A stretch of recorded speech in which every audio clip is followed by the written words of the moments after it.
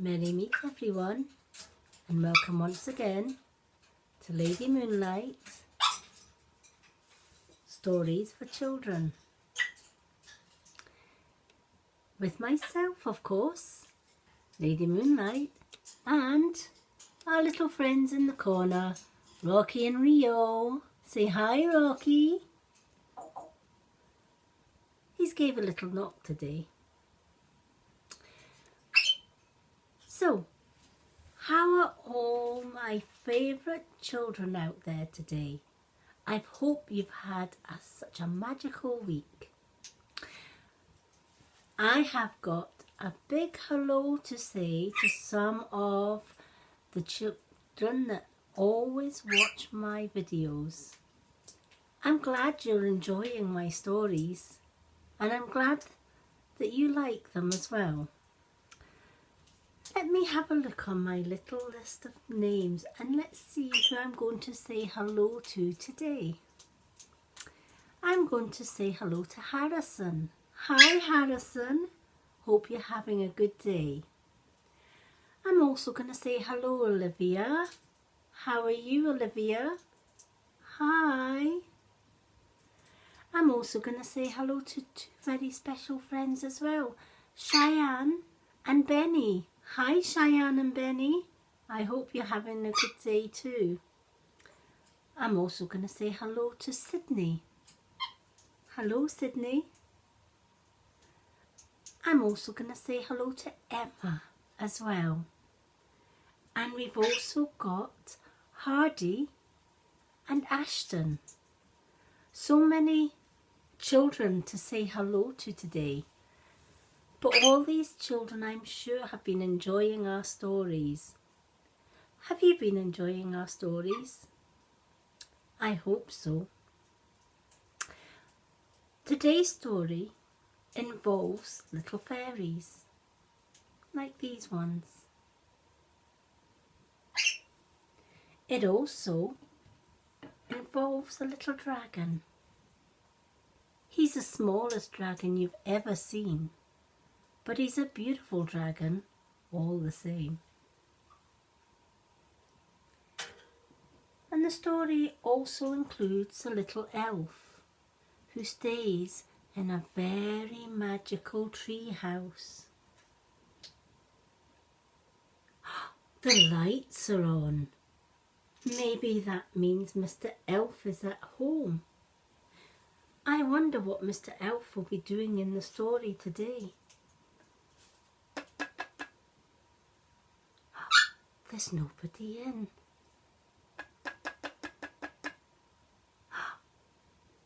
Shall we go and peek inside?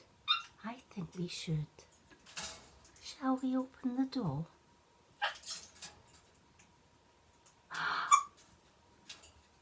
There's a beautiful magic candle.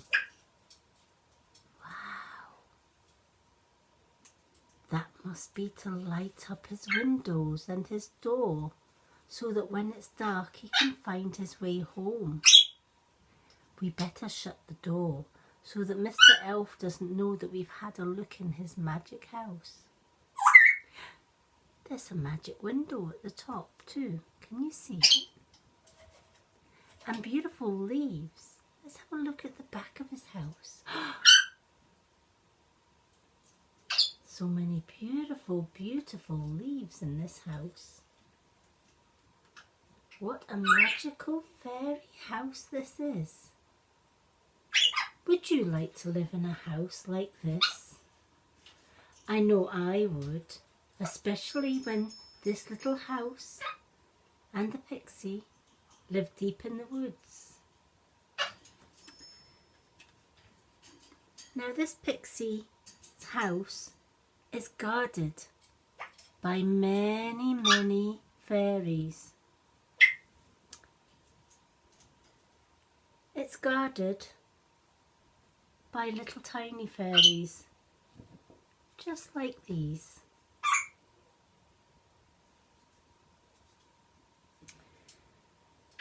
There are 7 fairies guarding this house. So, what's today's story called? Today's story is called Cheyenne and the Little Pixie in the Woods. Cheyenne lived in a little cottage in the country with Mum and Dad. But she didn't just live with Mum and Dad. She lived with a little brother called Benny as well. Cheyenne and Benny were very happy living in the country. There was so much to do. Dad worked on the farm. He would help bring in the crops, wheat and barley, and he also had a few apple trees as well. Mum would feed the chickens and do the cooking. Sometimes Cheyenne liked to help Mum do the cooking. Benny just loved to be outdoors, feeding the chickens, sometimes being a little bit mischievous and chasing the chickens all over the farmyard, but he still loved it all the same.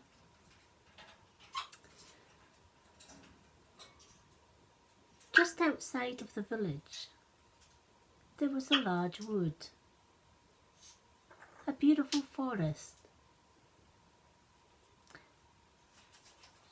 Cheyenne and Benny often wanted to go to the woods, but Dad was always busy doing farm work, and Mum was always busy cooking and feeding the chickens and doing the laundry and doing all the sorts of things that Mum does. And every time Cheyenne asked Dad, "Can we go to the woods today?" "Oh, much too busy today. I've got the top field to plough. Not to mention I've got some sowing to do in the other field. Oh, and it's almost hay season as well, so I'm going to have to gather the hay. I'm sorry, Cheyenne. It's just going to have to wait for another day." "Huh," said Cheyenne. "Well, that will be that then." She went in to the farmyard and she went on the search for Benny. "Benny! Benny, where are you?" she shouted. There was no answer. "Where's he got to now?" said Cheyenne. She looked in the barn. Nope, no Benny there. She looked in the dog kennel.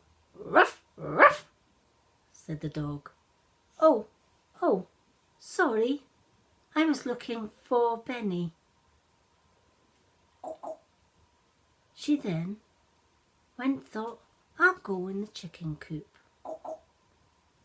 She went across to the chicken coop. As she approached the chicken coop, she heard the chickens in a right 6 and 2.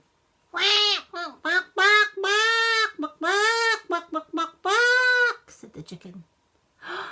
"What on earth?" said Cheyenne.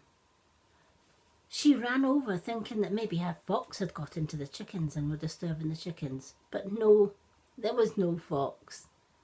There was Benny in the middle of the chicken coop, chasing the chickens as they flapped their wings and ran in this direction and that direction and the next direction.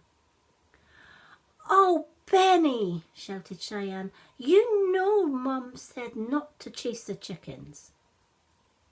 "I know," said Benny, "but it's such fun seeing them flapping their wings and running." "Bark, bark, bark, bark," said the chicken.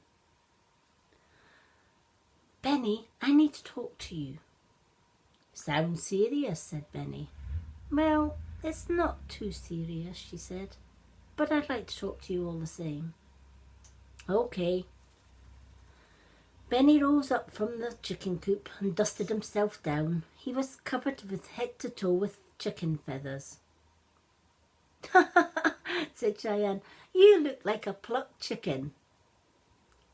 "That's not even funny," said Benny. "Well, it serves you right for chasing the chickens. Maybe next time you won't chase them and then you won't get covered in feathers." I suppose not, said Benny. Benny came out and they sat down on the grass next to the coop. I've been thinking, said Cheyenne. Dad's always busy in the farms, doing his sowing the seeds and sorting out his crops, and it's almost hay season and he's going to be bringing in the hay for the winter. And Mum's always cooking, or she's feeding the chickens or the other animals. And they've never got time to take us into the woods. But do you know, it's only at the other side of the village. It's not far.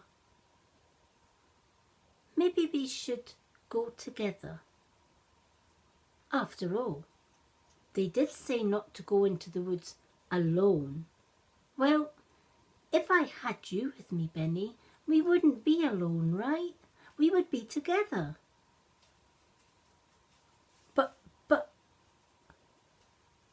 Oh, I don't know, said Benny. Maybe we shouldn't. Oh, what? Are you scared, Benny, to come into the woods with me? Me scared? Never, said Benny. Of course I'll come with you. Whatever made you think I was scared? But we better be back before dark. Oh, we will. But what if we get lost, said Benny. The forest is a big place. Cheyenne winked her eye and said, I've thought of that too.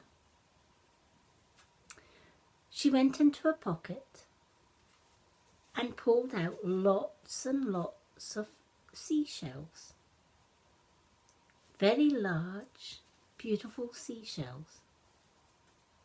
I thought if we laid a trail of seashells behind us, then we would know how to get back out of the woods because we would just follow the seashells. What a great idea, said Benny. Well, in that case, we'll be quite safe then. Let's go. Hand in hand, they went out of the garden. Not before going into the house, of course, and asking Mum if they could go and play at the other end of the village. They were allowed to play in the village. Okay, said Mum, but don't be too late. It'll be getting dark soon, and you know you've got to come home before dark. Oh, we will, said Cheyenne, I promise. We will, said Benny. I'll make sure of it. Cheyenne and Benny walked through the village. There was Mr. Stan, the baker, standing outside his baker's shop, enjoying the sunshine. Hello, Cheyenne. Hello, Benny. Where are you off to today? Oh, we're off to... Oh! Shh, said Cheyenne to Benny. I'll answer this. Oh, we're kind of just going up to the end of the village. Nothing important, just for a walk, you know. Said Baker Stan. Are you sure? Benny, is that right? Yeah, that's it. We're going to the other end of the village, said Benny. Okay, have fun, but stay safe, kids. Oh, we will, said Cheyenne. They walked on, and Cheyenne turned to Benny. You just about told him we were going to the woods, didn't you? Well, it's only kind of a slip of a tongue, said Benny. I didn't mean any harm. Yeah, right, said Cheyenne. You would have told Mr. Ben, the baker, that we would have, you know, Mr. Stan, so we were going to go into the woods, and then what would have happened? He would have sure as fate ran to Mother and told Mother that we were in the woods. I'll be more careful, said Benny, I promise. They walked on until they got to the entrance of the woods. Taking her shells out of the pocket, they decided to start and follow the path. I'm sure if we stay to the main path in the forest, said Cheyenne, we won't get lost. It's only if we stray away from the path that we'll get lost. That makes perfect sense to me, said Benny, and it works for me. Cheyenne gave Benny some shells. Half for you and half for me, she said. Cheyenne dropped the first shell and they walked on a little bit, and Benny dropped the second, and then they walked on, and then it was Cheyenne's turn. As they walked along the path, they decided to keep going with the shells.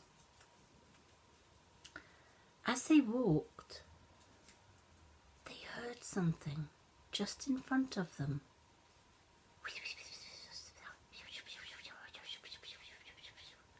What's that? Said Cheyenne. I don't know, said Benny. I've never heard anything like that. They walked on. We better tiptoe, Cheyenne said. We don't want to disturb whoever or whatever that is. As they continued to walk, they saw a light in the distance. What's that? I don't know. I really don't know. Even Rocky doesn't know. They walked on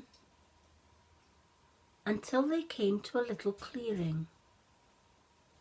And in the middle of the clearing, there was a beautiful little fairy house.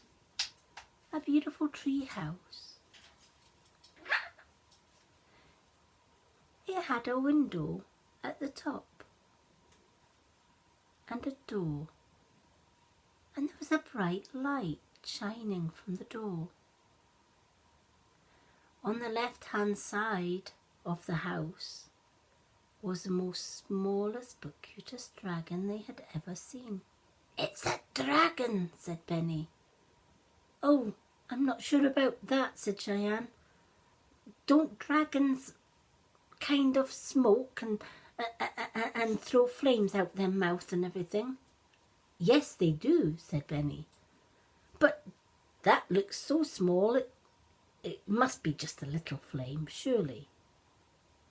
As they drew near, they noticed it wasn't just a dragon that was sitting outside the house.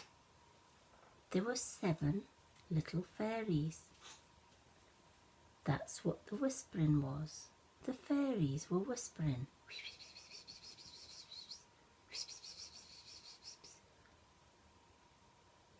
Cheyenne and Benny couldn't quite work out what they were saying, but they decided they would go closer.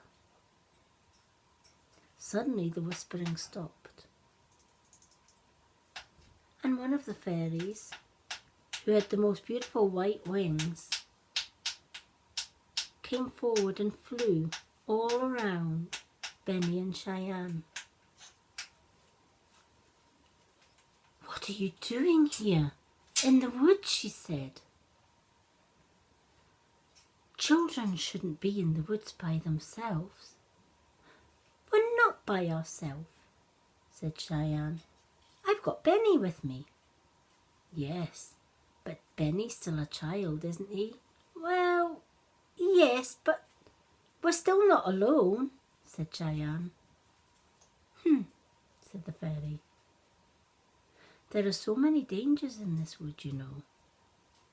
I know, said Cheyenne. But there's 2 of us. We'll look after each other. Suddenly, there was of feet on the ground. They looked across to where the house was. With a flutter of wings, the dragon came flying over. Said the dragon. Now, dragon, said the fairy. Just calm down. These are just small children. They don't mean any harm. Excuse Mr. Dragon. He's very protective, you know. Protective of what? Protective of who? Said Cheyenne.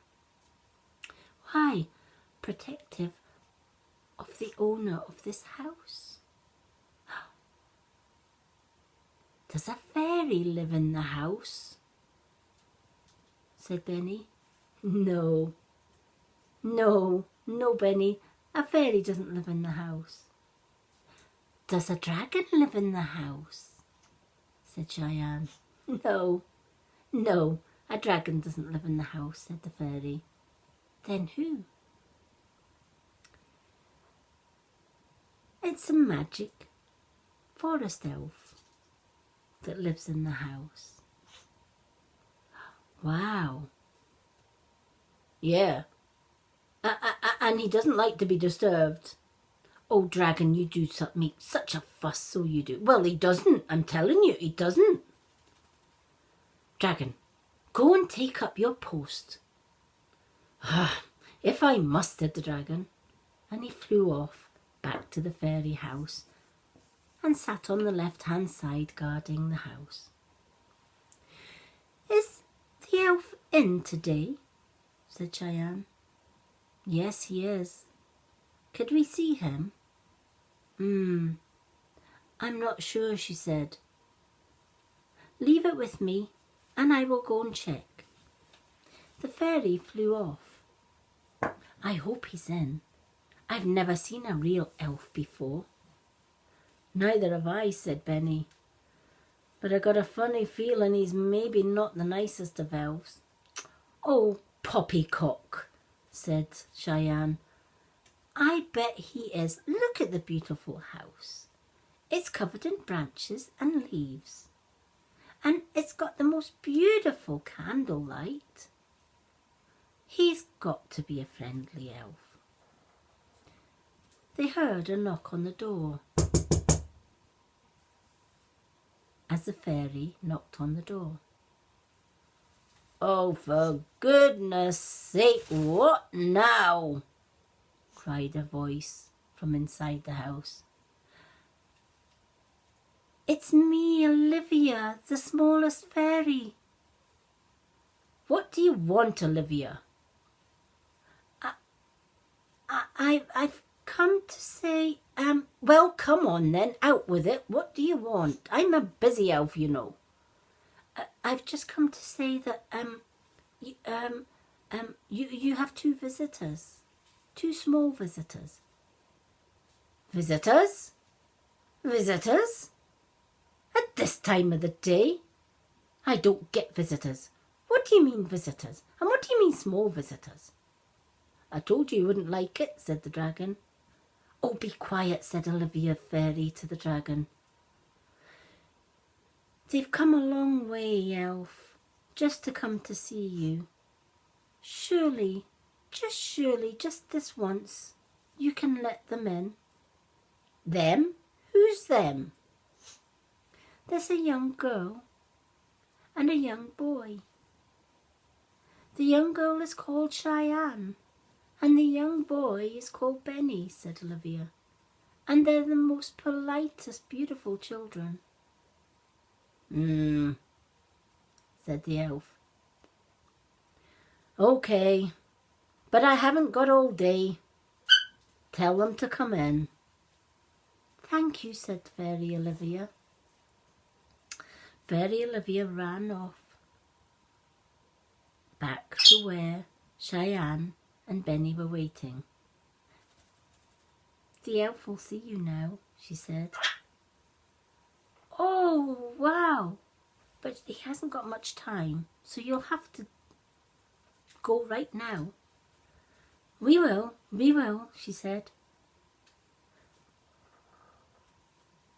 Benny and Cheyenne walked up the garden path, watched very carefully by the 7 fairies that guarded the house and the dragon. Puff, said the dragon as smoke came out of his nostrils. Puff, puff, puff. I've never seen anything like it in my life. Behave yourself, dragon, said Olivia the fairy. I'll say no more, said the dragon. Benny and Cheyenne walked up to the door and knocked on the door. Come on in, children, said the elf. Oh, and wipe your feet at the door, please. I've just mopped the floors, you know. They wiped their feet on the rug that was outside the door, and they opened the door.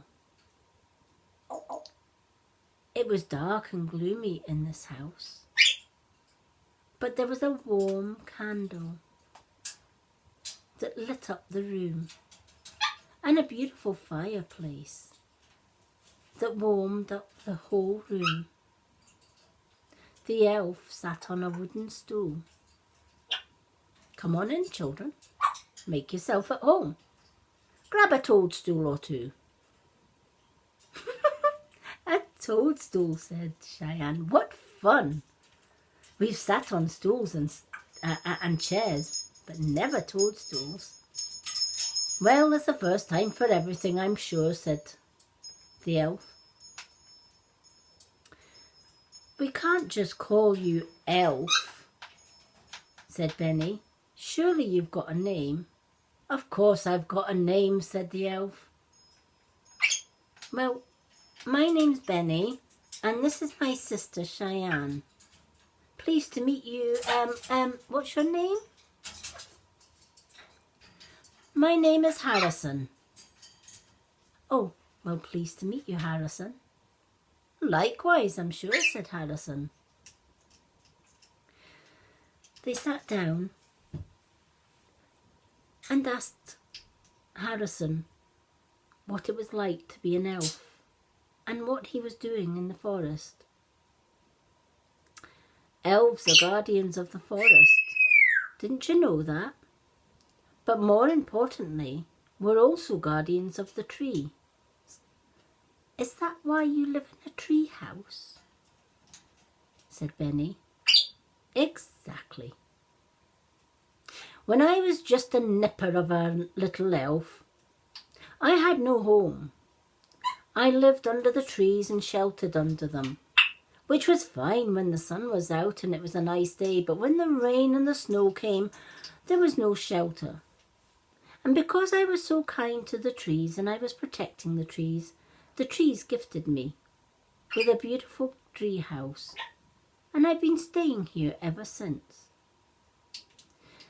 The other elves in the forest sent me 7 fairies and a dragon to protect me. Well, after all, I am the youngest elf in the forest, you know.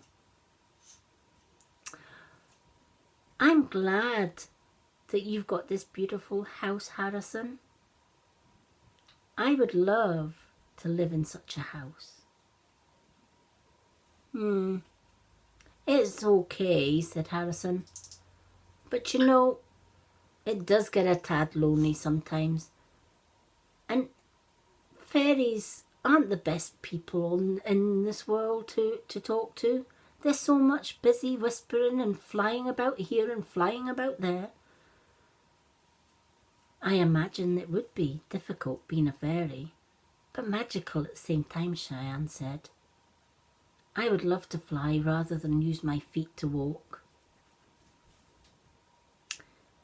But why do trees need protecting? Said Cheyenne. Trees are big and tall, aren't they? And they're very strong. You think so? Said Harrison the elf. Let me show you something. The elf got off his stool and bid them follow him. They walked out, and turning to the dragon, Harrison turned down and said, I'll be gone for a spell. Watch over the house, won't you? I will, sir, said the dragon. Nobody ain't gonna come in here when you're away. Oh, and if the flame goes out of the candle, you know what to do. Of course I do, said the dragon, as he puffed flames and fire. Whoa, said Benny. A real fire dragon. Comes in handy when the candles and the fire goes out, said Harrison. You don't think I keep a dragon here for nothing, do you? Never thought of that, said Cheyenne. You are a useful dragon. Why, of course. No dragon, no fire. No fire, no heat. No candle, no light. He needs me, don't you, Harrison? Yes, dragon, I need you, said Harrison. Harrison bid the children, come on, we haven't got all day. And I'm sure you're going to have to go back home before the sun goes down. Wouldn't do to have two children wandering about these woods in the dark. Definitely not, said Cheyenne. Mother would be so cross. Harrison led them into the woods a little bit. They heard sawing. Zzzz, zzzz, zzzz. What is that? And then they heard weeping. Oh, oh, not again, not again. What on earth is going on, said Cheyenne. Just what I told you. I'm a protector of the trees. The noise you hear is the woodsman coming into the forest to cut down yet another tree. The mother tree stands by him and she's weeping because he's just felled or just cut down her youngest child. That's terrible, said Cheyenne. But aren't trees just trees? Oh, no, no, no, Cheyenne, said the elf. Trees are not just trees. Trees have been here for thousands and thousands of years. They're much older than you, much older than me, much older than half the fae and half the fairies in this wood. And they tell such magical stories. And they can tell you a lot of wonderful, wonderful knowledge if you only listen to them. But if all the trees get cut down, who's going to tell you all this knowledge? Who's going to tell you stories of the woods? Stories of long ago? Stories of the earth and the animals and the creatures here? There will be nobody to tell you stories if they cut down all the trees. That's terrible, said Cheyenne. The elf quickened his pace. Keep up, said the elf. I've got work to do. The children ran behind him. I'm out of breath, said Harrison, but I have to keep going. Come on, children, let's go. Zzz, zzz, went the saw. The elf ran out into the clearing where the woodsman was busy sawing the tree. Stop! Stop! said the elf. The woodsman turned. What on earth? Exactly, said Harrison, out of breath, followed by Cheyenne and Benny. What are you doing? Said the elf. What does it look like I'm doing? I'm cutting this tree down. He is, said the tree next to him. The woodsman stopped for a while. Who said that? Where? What? I did, said the tree next to him. Trees can't talk. Well, if I'm not talking, what am I doing then? Well, why are you crying? Why am I crying, sir? Why am I crying? You have just cut down my child. He was only a few years old. What harm did he do you? He's only a tree, said the woodsman. I was called to cut down the trees to make furniture and stuff. Furniture and stuff. Furniture and stuff. she said. Look over there. What do you see in the part of the tree that you have just cut down? Go see, said the angry mother tree. The woodsman went over to the part of the tree that he had just knocked down. On the ground were 6 broken birds' eggs, and a mother bird beside them. Oh my, said the mother bird. My beautiful babies, my beautiful babies. See what you've done, said Harrison the elf. It took her all day to lay those eggs, and in one foul swoop, you've murdered her children, you've killed her children. Oh wow, said the woodsman. I didn't think. That's your problem, said Harrison the elf. You just don't think. You just come in here with your saws and saw and hack away at these trees. Never a thought for the fact that there might be a family of birds up there. I'm sorry, little bird. I didn't mean any harm. Well, there's not much I can do about that now, is there? I'll just have to start all over again, she said. The woodsman sat down on a log with his hands covering his face. What have I done? What have I done? I never thought that cutting down a tree was such a bad thing. The elf walked over to him and laid his hands on the woodsman's shoulder. We all have to learn things now and again. And today you learned about trees. You know, we're not against you cutting down the odd tree. After all, trees are handy for firewood.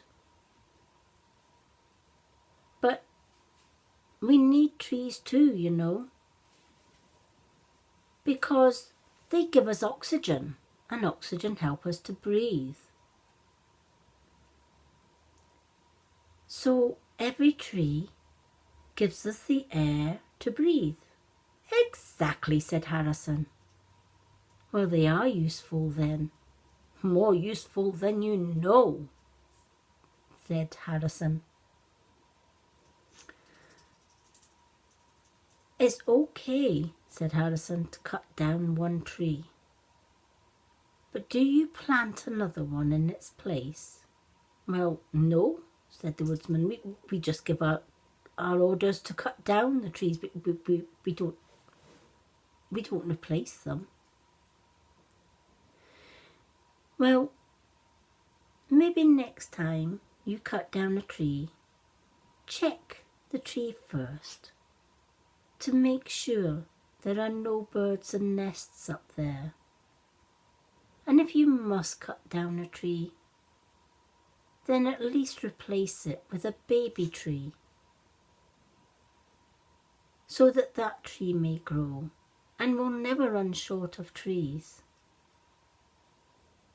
Do you know what, said the woodsman, I don't think I like my job anymore. I don't even want to cut down trees. Seeing the mother tree breaking her heart like that, and then that poor little sparrow and her 6 eggs, oh my goodness me. The woodsman picked up his tools. I'm going home. Right this minute, he said. And I'm going to resign from my job. I don't want to be cutting down trees anymore. I want to be able to save them, not destroy them. And I know that the company that I work for won't let me plant trees. But do you know what? In the last week, I have cut down 6 trees. So I'm going to come back tomorrow and plant 6 trees. Oh, oh, oh, snivelled the mother tree. Well, in that case, I forgive you. But could you make your first tree right here? Of course I can, said the woodsman. I'll come back tomorrow and plant a tree right here. Thank you, said the mother tree. Please, the parts of the little tree you've taken, she's no good anymore. You've cut her down already. So, please take the logs home and warm them in your fire. Burn them in your fire and keep you and your family warm this evening. Thank you, said the woodsman. It's more than I deserve. The woodsman chopped the rest of the logs down into carryable sizes and loaded them onto his wagon and drove off out the woods. Thank you, Harrison, said the mother tree. Tweet, tweet, tweet. Thank you, Harrison, said the birds. You're more than welcome. I hope it won't take you too long to rebuild your nest, little sparrow. No, I'll get the other sparrows to help out. It will be fine. You can use my tree, said the mother tree. I have plenty room here. Thank you so much. I will. The sparrow set to build up the little nest. We'll leave you in peace, little sparrow and tree. Thank you for allowing us to help you. Oh, thank you, Harrison. And you too, children. What are your names? Oh, my name's Cheyenne. And I'm Benny. Well, nice to meet you, Cheyenne and Benny. I hope you'll come back to visit. Oh, we will. I promise. You must be thirsty, said Harrison. Just a little bit, said Cheyenne. Well, come with me then. They followed the elf to a lovely stream.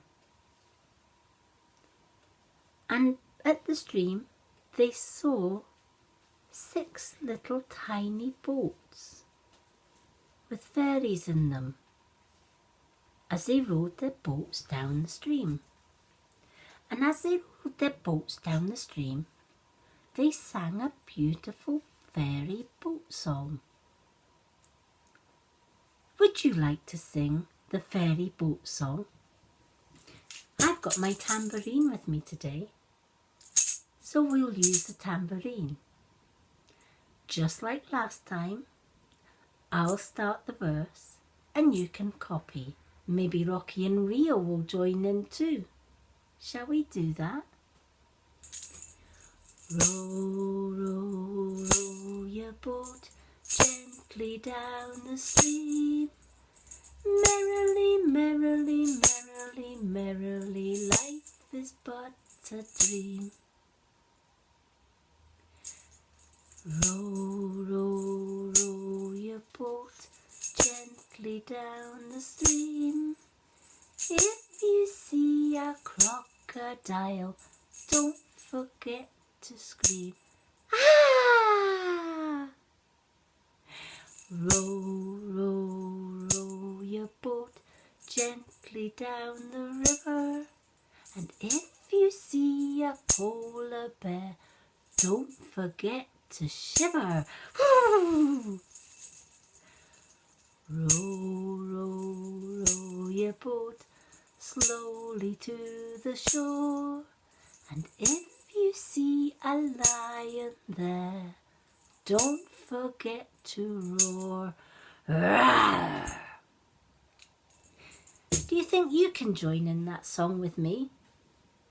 When it comes to the crocodile, can you give out the biggest, loudest roar or scream? So every time we see the crocodile, we're going to let out the loudest scream.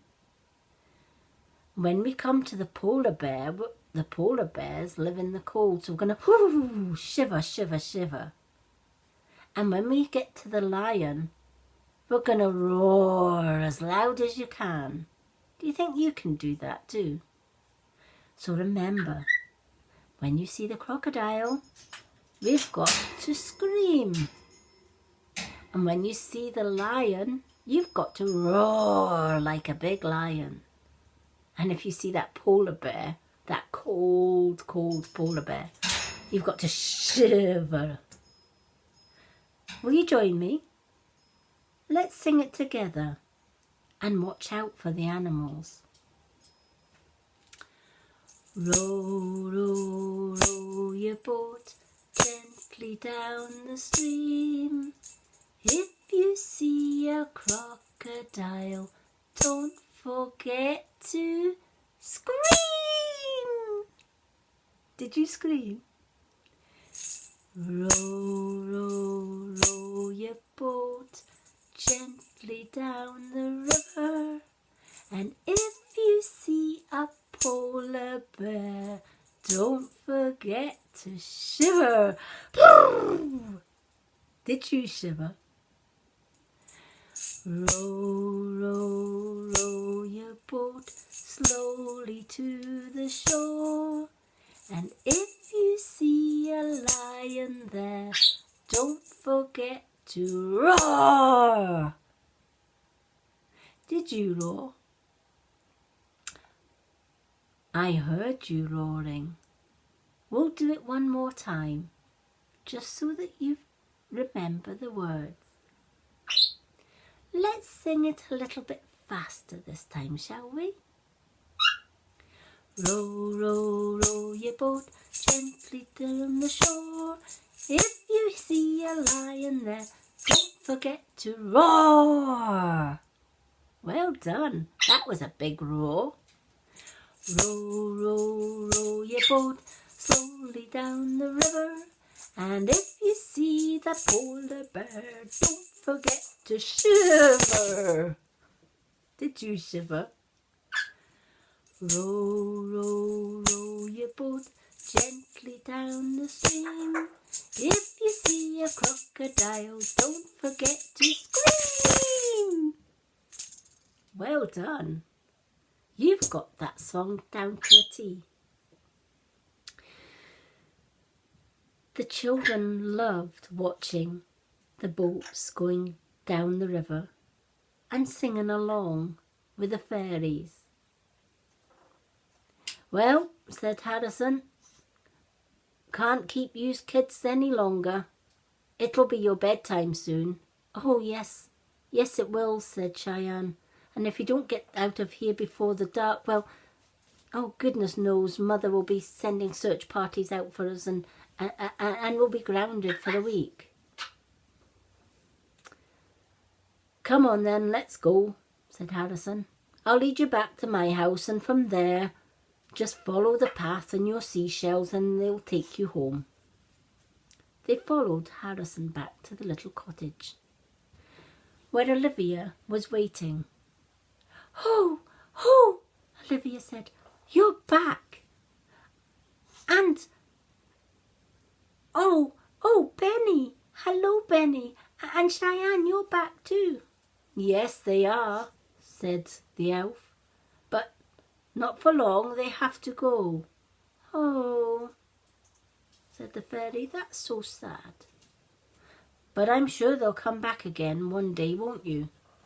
Oh, we will, said Cheyenne, if you'll have us back. Well, I don't normally do visitors, said Harrison.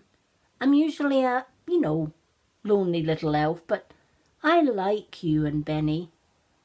So please feel free to come along. We will then. Well, I've got work to do and things to do, said Harrison. Chop chop, off you go. It's getting late now and I don't want you being in this forest in the dark. Thank you, Harrison, said Cheyenne. Indeed, thank you, Harrison, said Benny. Oh, you're more than welcome. Cheyenne ran up and hugged his neck. You're wonderful, Harrison, said Cheyenne. Benny walked up and shook his hand. Thank you, Harrison, said Benny.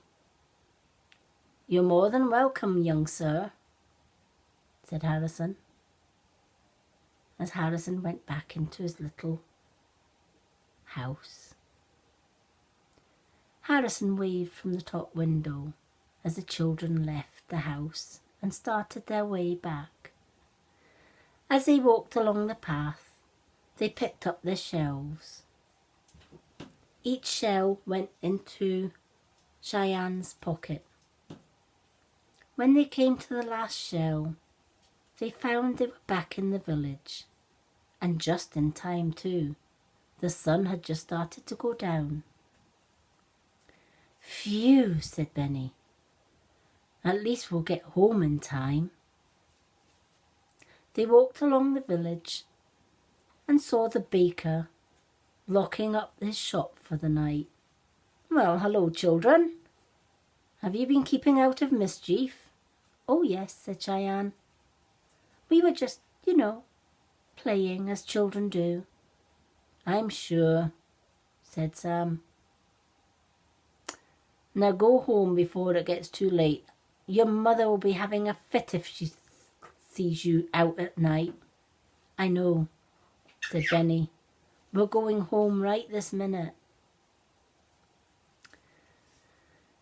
As they got to their home, Dad was just coming down the lane. He looked tired after his day in the field. Well, hello, Cheyenne and Benny. Have you been in the village playing? Yes, said Cheyenne. We got bored sitting in the garden, so we decided to play in the village instead. I hope you stayed off the road. Oh, we did, said Benny. We kept safe. Dad and Cheyenne and Benny went into the house where Mother had made a beautiful dinner for them. How was your day, dear? Said the mother to the father. Same as usual. Busy, busy, busy in the fields. How was your day, children? She said to Cheyenne and Benny. Oh, just a normal day, playing in the village. Cheyenne gave Benny a wink, as if to say well done for not saying. After all, she said, as she whispered in his ear, it's our secret. Of course, said Benny. Mother would have us... Oh, she would just have us grounded for a week if we told her. Exactly, said Cheyenne. Shh. And they did keep it a secret. And they visited the forest often. Maybe we'll hear more stories about Cheyenne and Benny and Harrison the little elf and Olivia the smallest fairy. Can you remember the song that the fairies sang in their boats? Would you like to sing it one more time? Let me get my tambourine. If you have a tambourine, maybe you can play your tambourine too. And if not, maybe you can tap the table. Now remember, crocodiles have snappy teeth, so you have to scream when you see the crocodile. And polar bears are very cold, So what do we have to do when we see the polar bear? We have to shiver. And what about the lion? What do lions do? Of course, they roar. Can you give a big roar for the lion? I'm sure you can. Row, row, row your boat gently down the stream. If you see a crocodile, don't forget to scream. Ah! Well done. That was a loud scream. Row, row, row your boat gently down the river. And if you see a polar bear, don't forget to shiver. Ooh, that was cold, polar bear, wasn't it? Row, row, row your boat slowly to the shore. And if you see a lion there, don't forget to roar. Roar! That was wonderful, lions and crocodiles and polar bears. Thank you for helping me with the songs today in today's story. And thank you for joining me. I hope you're coming back again next Saturday to listen to another story. Till then, I'm going to say goodbye from myself and our noisy parrots today who's been joining in the stories, Rocky and Rio. Say goodbye, Rocky. Say goodbye, Rio.